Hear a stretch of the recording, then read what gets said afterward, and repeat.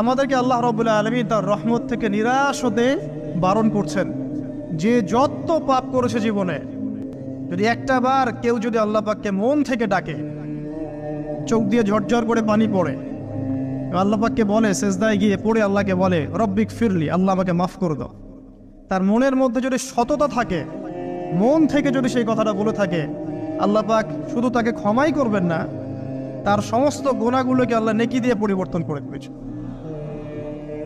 একটা হাদিস পড়ছিলাম, নবী করিম সাল্লাল্লাহু আলাইহি ওয়াসাল্লাম তিনি বলছেন যে লাম্মা কাদাল্লাহুল খালক, যখন আল্লাহ রাব্বুল আলামিন এই মহাবিশ্ব সৃষ্টি করেন, তখন আল্লাহ রাব্বুল আলামিন কাতাবা কিতাবান, একটা কিতাব লিখেছেন, একটা কিতাব আছে আল্লাহর কাছে। কাতাবা কিতাবান ফাহুয়া ইনদাহু ফাওকাল আরশ, যেই কিতাবটা আল্লাহর নিজের কাছে আছে আরশের উপরে, সেখানে আল্লাহ পাক লিখে রেখেছেন। কি লিখেছেন?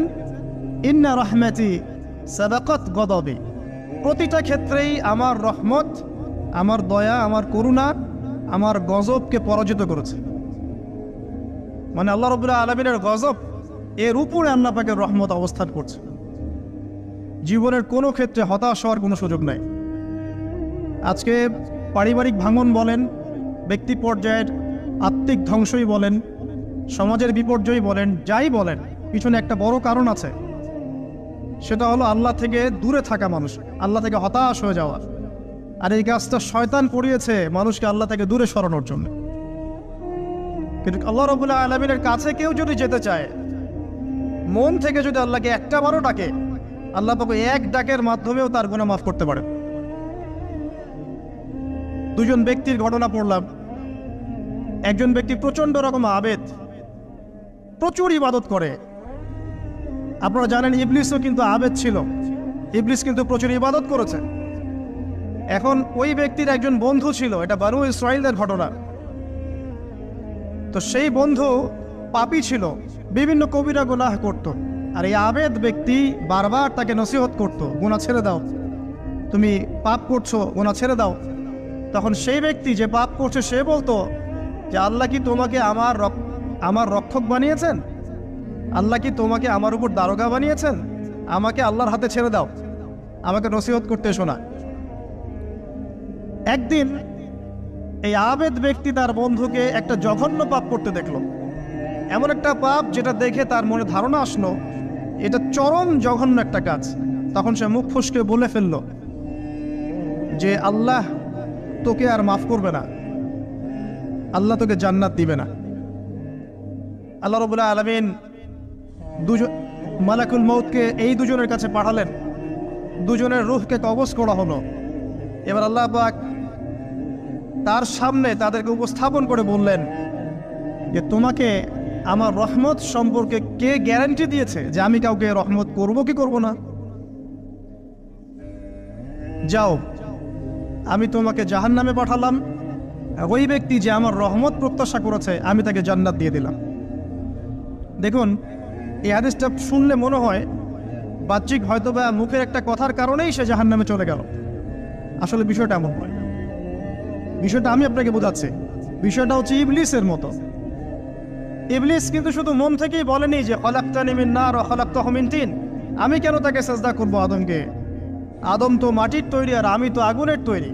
এটা ইবলিসের শুধু মৌখিক স্টেটমেন্ট ছিল না, কারণ কি ছিল? আবা ওয়াস্তাকবারা, সে উদ্ধত হয়েছিল, অহংকার প্রদর্শন করেছিল। ভিতর থেকে ইন্টারনালি সে অহংকারী ছিল, সে আন্ডার এস্টিমেট করে কথাটা বলেছে, শুধু মৌখিকভাবে বলে নাই। কিন্তু ঠিক এই ব্যক্তির ঘটনা এমনই, সে মন থেকে অহংকারী হয়ে উঠেছিল, যদিও বা সে আবেদ ছিল। এখানে আমরা যারা প্র্যাকটিসিং মুসলিম হওয়ার চেষ্টা করছি, আমাদের জন্য এখানে নিদর্শন আছে। অচক্ষ নামাজ পড়েই ভেবে বসবেন না যে অনেক কিছু করে ফেলছে, এক চিল্লা দিয়ে মনে করে ফেলবেন না যে দিনের জন্য অনেক কিছু করে ফেলছে। একটা হজ করেছেন, ওমরা করেছেন, সিয়াম রেখেছেন, দিনের জন্য দান সদকা করেছেন, একটা মাদ্রাসা মসজিদ করেছেন, ভেবে বসবেন না আপনি সব অনেক কিছু করে ফেলেছেন এবং অন্যরা সব ককরোচ তেলাপোকা, ওরা জাহান্নামে যাবে, এমনটা মনে করবেন। জানি না আমরা যে কার আমলের কতটুকু আল্লাহর কাছে কবুল হচ্ছে। তো এখানে এই ব্যক্তির সমস্যা ছিল এই, সে নিজের আমলটাকে অনেক ভারী মনে করছিল এবং সে স্টেটমেন্ট দিয়ে ফেললো যে তোকে আল্লাহ পাক মাফ করবে না। এই একটা কথা মন থেকে বলার কারণে তার ইহকাল পরকাল দুটা বরবাদ হয়ে গেল, সে জাহান্নামে চলে গেল। ঠিক আরেক ব্যক্তির ঘটনা আছে এমন, এগুলো সবগুলো রেফারেন্স আছে।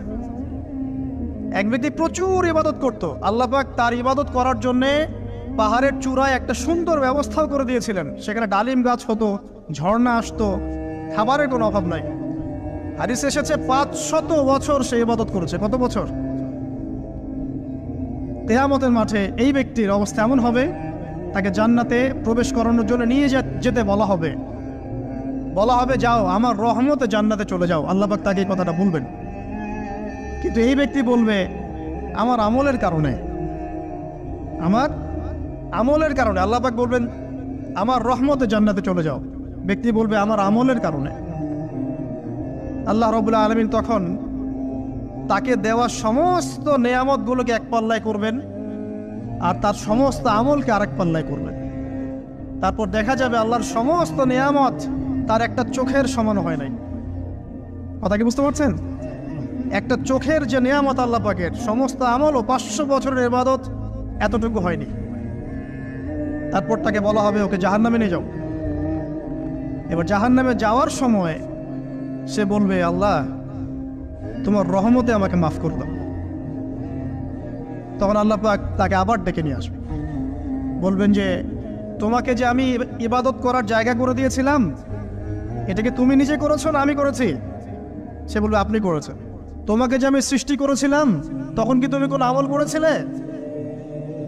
বলবে না। তাহলে তোমাকে যে সৃষ্টি করেছি আমি, এটা কি তোমার আমলের কারণে? না। তোমাকে সারা দুনিয়াতে এত নিয়ামত দিয়েছি, এটা কি তোমার আমলের কারণে? সে বলবে না। তখন তাকে জান্নাতে প্রবেশ করানো হবে। কিয়ামতের মাঠে এমন অনেক ঘটনা ঘটবে যেটা আমাদের চিন্তার বাইরে। আরেকজন ব্যক্তিকে ডেকে আনা হবে, যে ব্যক্তি একটা দুটা নয় বরং 100টা খুন করেছে। সে 99 জন মানুষকে হত্যা করার পর ফতোয়া খুঁজে বেড়াচ্ছিল যে আমার তওবা কবুল হবে কিনা। একজন আবেদের কাছে গিয়েছে। আবেদ আর আলেম কিন্তু এক জিনিস না। আবেদ মানে যে প্রচুর ইবাদত করে, তার জ্ঞান কম, সে শুধু জানে কিভাবে ইবাদত করতে হয়। আলেম হচ্ছে সে যে শরীয়তের গভীর জ্ঞান জানে, আবার ইবাদতও করে। আবার যারা জ্ঞান আছে আমল নাই, সেও কিন্তু প্রকৃত আলেম না। প্রচুর জ্ঞান আছে কিন্তু জ্ঞান অনুযায়ী আমল করে না, সেও কিন্তু প্রকৃত আলেম নন। এবার আসেন তো, এই আবেদের কাছে গিয়ে সে বলছে আমার কি ক্ষমা হবে? আমি 99টা খুন করেছি। সে বলল তোমার আবার ক্ষমা? তোমার ক্ষমা নাই। তখন এই ব্যক্তি এই আবেদকে হত্যা করে 100টা খুন পূর্ণ করলো, ওকেও সে মেরে ফেলছে। আমার ক্ষমাই হবে না তো তোর বেঁচে থাকার কি দরকার, তুইও মর। কি বুঝতে পারলেন? বর্তমান বিশ্বের উগ্র মাথার পলিটিশিয়ানদের মতো অবস্থা। আমার দেশের সমস্যা, তোর দেশ পারমাণবিক বোমের উড়াই দিব, মানে এরকম একটা অবস্থা। তো আল্লাহ রাব্বুল আলামিন এই ব্যক্তির মধ্যে একটা চেতনা তৈরি করলেন যে আমাকে তওবা করতে হবে। সে তখন সার্চ করতে লাগলো আরো কোনো আলেম আছে কিনা। এরপর অনেক দূরে একজন আলেমের সন্ধান পাওয়া গেল। সে সেখানে গেল, তাকে গিয়ে বলল আমার কি ক্ষমা হবে?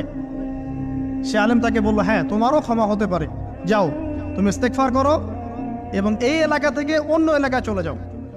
মানে যে এলাকায় তুমি অনেক দিন ছিলে, যেখানে তুমি অনেক পাপ কাজ করেছো, এখানে থাকার দরকার নাই। তওবা করে তুমি অন্য কোথাও চলে যাও, নতুন একটা জীবন শুরু করো। এখানে থাকলে হবে কি, তোমার স্মৃতিগুলো তোমাকে তাড়িয়ে বেড়াবে এবং মানুষ তোমাকে খারাপ নজরে দেখতেই থাকবে, তুমি তখন কষ্ট পাবে। এই জন্য তুমি চলে যাও। তো চলে যেতে যেতে সে রাস্তায় ইন্তেকাল করে। এবার তার রূহ নিবে কে? এই জন্য দুদল ফেরেশতা আসছেন, জান্নাতি এবং জাহান্নামী। তাদের মধ্যে বাক বিতরটা হচ্ছে কে রূহ নিয়ে যাবে। তো জাহান্নামের ফেরেশতারা বলছেন সে এতগুলো খুন করেছে, তার রূহটা আমরা নিব। আর জান্নাতি ফেরেশতারা বলছেন না, সে তওবা করতে এসেছিল, অতএব সে আল্লাহর অভিমুখী হয়েছে, তার রূহটা আমরা নিব। আল্লাহ পাক এখানে একটা কৌশল করলেন। আল্লাহ পাক ফেরেশতাদেরকে বললেন তোমরা রাস্তাটাকে পরিমাপ করে দেখো, যেদিকে যাচ্ছিল তার পরিমাপ বেশি নাকি যেখান থেকে এসেছে ওর পরিমাণ বেশি। আল্লাহ পাক জমিনকে আদেশ করলেন হে জমিন তুমি প্রশস্ত হয়ে যাও। এবার পরিমাপ করে দেখা গেল সে তওবার দিকে আসছিল এর পরিমাণটা বেশি। এই একটা কাজের ওসিলা আল্লাহ পাক তাকে মাফ করে দিলেন। মনে রাখবেন, এটা মৌখিক বিষয় ছিল না, সে মন থেকে ভিতর থেকে কিন্তু সে আল্লাহর প্রতি অনুগত হয়েছিল। এই মনের বিষয়টা আল্লাহ ছাড়া কেউ জানে না। আপনি দেখতে পারেন সমাজে অনেকে দাড়ি টুপি পাগড়ি জুব্বা সব লাগিয়ে ঘুরছে, তো বিশ্বাস করেন তাদের মনটা এমনও হতে পারে যে জানোয়ারের চেয়েও কুৎসিত, এমনও হতে পারে। আবার আপনি দেখবেন সমাজে এমন অনেক মানুষ ঘুরছে যারা হয়তো অনেক পাপে লিপ্ত মনে হচ্ছে, কিন্তু মনের মধ্যে সততা আছে। আর যার মনের মধ্যে সততা আছে, আল্লাহ বা কোনো না কোনো দিন ইনশাআল্লাহ তাকে হেদায়েত দিবে। এটা আমরা আমাদের অভিজ্ঞতা থেকেও দেখেছি। এমন অনেক মানুষকে আমরা দেখেছি যে ড্রাগ অ্যাডিক্টেড ছিল, মিউজিক করেছে, হারাম সম্পর্কের মধ্যে ছিল, নামাজ ঠিক মতো পড়ে নাই, কিন্তু যখনই আল্লাহর কথা আলোচনা হতো দেখতাম সে খুবই শান্তভাবে মন থেকে কথা শুনছে। এই কথা শুনতে শুনতে শুনতে একদিন মাশাআল্লাহ এখন দেখবেন যে চিল্লা দিয়ে বেড়াচ্ছে বিভিন্ন মসজিদে। আল্লাহ হেদায়েত দিয়েছে, সব ছেড়ে দিয়েছে। এরকম মানুষের অভাব নাই কিন্তু সমাজে। তো এখানে আল্লাহ পাকের রহমত বা দয়ার একটা উজ্জ্বল দৃষ্টান্ত দেখতে পারবেন। ঠিক এরকম আরো একটা ঘটনা আছে বনু ইসরাইলের। এক ব্যক্তি এত পাপ করেছে যে শেষে মৃত্যুর সময় সে সন্তানদেরকে ডাকছে, ডেকে বলছে যে আমি যখন মারা যাব আমার লাশটাকে তোমরা কবর দিও না, যদি আল্লাহ পাক আমাকে ধরতে পারেন তাহলে খবর আছে আমার। আর কি করতে হবে? সে বলছে যে আমার দেহটাকে তোমরা পুড়িয়ে ফেলবে, এবং পুড়িয়ে ফেলার পরে ছাইগুলোকে একত্রিত করবা, করে অর্ধেক ছাই সমুদ্রে ভাসিয়ে দিবা, অর্ধেক ছাই বাতাসে উড়িয়ে দিবা। সন্তানরা তাই করলো। মৃত্যুর পর আল্লাহ পাক এই সমুদ্র এবং জমিনকে বাতাসকে আদেশ করলেন যে তোমরা ছাই জড়ো করে দাও। আর মানুষ আর জিন আল্লাহর কথা না শুনলেও এই প্রকৃতি আল্লাহ পাকের কথা শোনে। বিজ্ঞান বলে প্রকৃতি থেকে সব হচ্ছে। কি প্রকৃতি? প্রকৃতি কি, কাকে বলে? মানুষকে আল্লাহর ইবাদতকে বাদ দিয়ে প্রকৃতি পূজায় নিয়ে গেছে। এই পুরো প্রকৃতি আর মহাবিশ্ব এক আল্লাহর ইবাদত করে। কে সৃষ্টি করলো প্রকৃতি? প্রাকৃতিক ভাবে হয়েছে সবকিছু বলে, আল্লাহ থেকে হয়েছে বলা যাবে না। বললে আপনি মৌলবাদী হয়ে যাবেন। আল্লাহ শব্দ ইউজ করলে আপনি মৌলবাদী হয়ে যাবেন। ধর্মতাত্ত্বিক শব্দগুলোকে আস্তে আস্তে উঠিয়ে দেওয়া হয়েছে। দেখবেন যুক্তি, বিজ্ঞান, দার্শনিক শব্দগুলোকে আনা হয়েছে।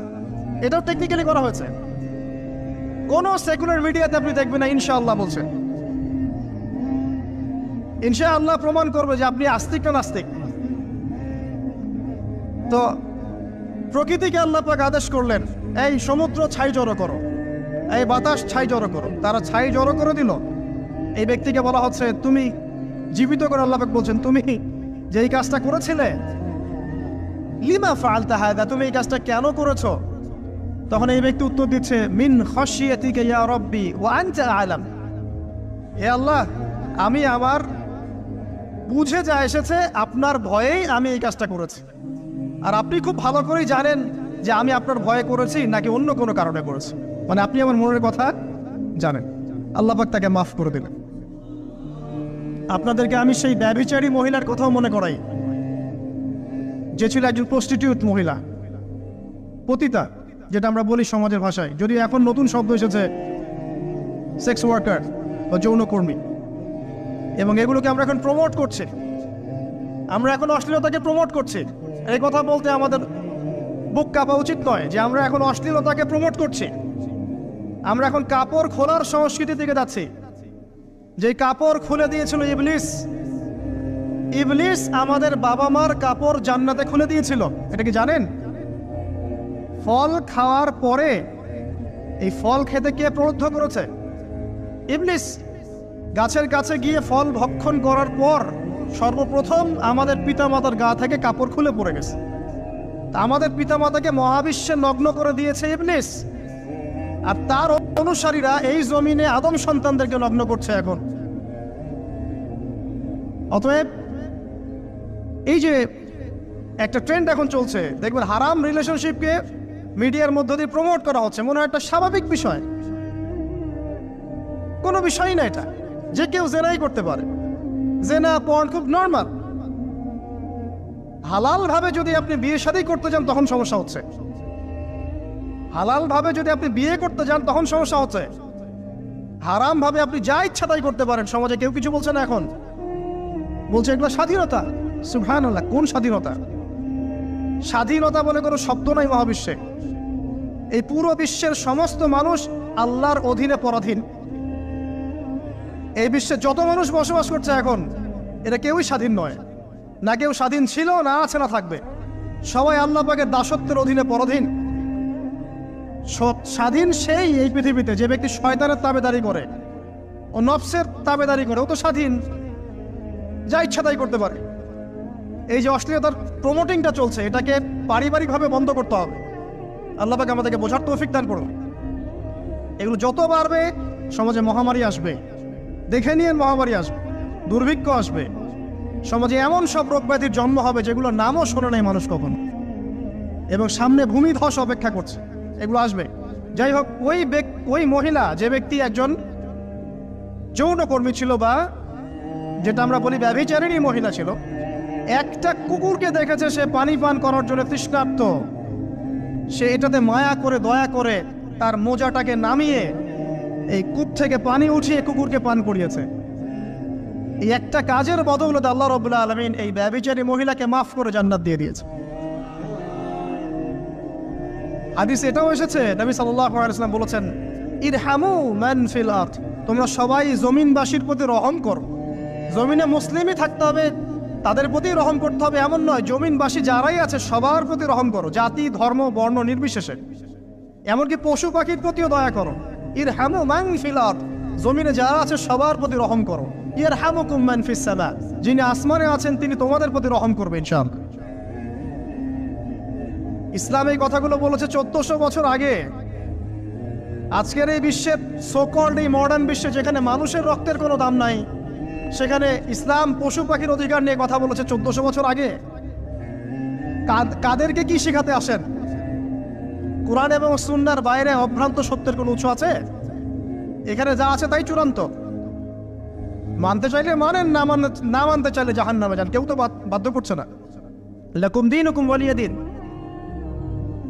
আল্লাহ পাকের রহমত দেখেন। আরেকটা ঘটনা আছে এমন, একটা বিড়ালকে বেঁধে রেখেছিল এক মহিলা, খাবার দেয় নাই, কষ্ট দিয়েছে।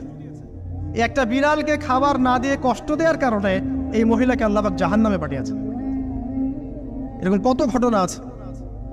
এই ঘটনাগুলো হাদিসের পাতায় বর্ণিত আছে। কোরআনে কি বলছে দেখুন। কোরআনের আমি কয়েকটা পয়েন্ট আপনাদেরকে খালি বলছি, এটা নিয়ে আমি সকালে ভাবছিলাম। আল্লাহ পাক আদম আলাইহিস সালামকে সৃষ্টি করেছেন আমরা সবাই জানি, কিন্তু আল্লাহ পাক সূরা সাদের মধ্যে বলছেন ইবলিসকে, হে ইবলিস, তোমাকে কিসে বারণ করলো আদমকে সিজদা করতে, যে আদমকে আমি নিজের হাত দিয়ে সৃষ্টি করেছি। আল্লাহ রাব্বুল আলামিন যে আমাদেরকে এত যত্ন করে ভালোবেসে সৃষ্টি করেছেন, এটা কি আল্লাহ পাকের দয়ার নিদর্শন নয়? মহাবিশ্বের অন্য কোন মাখলুক সৃষ্টির ব্যাপারে আল্লাহ পাক বলেন নাই খলাকতু বিয়াদাই, আমি নিজ হাতে তাকে সৃষ্টি করেছি। শুধু সৃষ্টি নয়, সৃষ্টি করার পর আল্লাহ পাক তাকে সমস্ত নাম শিক্ষা দিয়েছেন। এই যে জ্ঞান শিক্ষা দেওয়া, জ্ঞান, এটা আল্লাহ পাকের সবচেয়ে বড় নিদর্শনগুলোর মধ্যে অন্যতম।